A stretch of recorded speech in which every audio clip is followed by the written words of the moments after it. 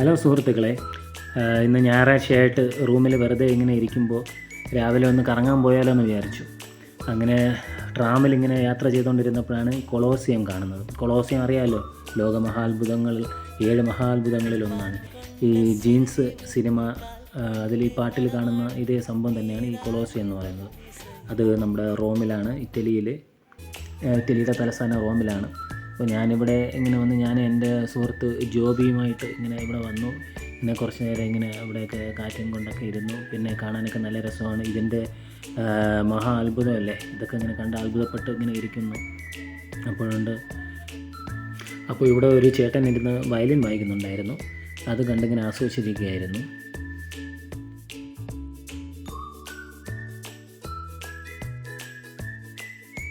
അങ്ങനെ പുള്ളിക്കാരൻ്റെ പ്രകടനമൊക്കെ കണ്ടു. അങ്ങനെ കുറച്ച് നേരം അത് ആസ്വദിച്ച് നിന്നതിന് ശേഷം പിന്നെ 1-2 ഫോട്ടോ ഒക്കെ എടുത്തു. അതിനുശേഷം ഞങ്ങൾ നേരെ ഞാൻ അവനുമായിട്ട് പോയി. പിന്നെ നല്ല ഫുഡൊക്കെ കഴിച്ചു.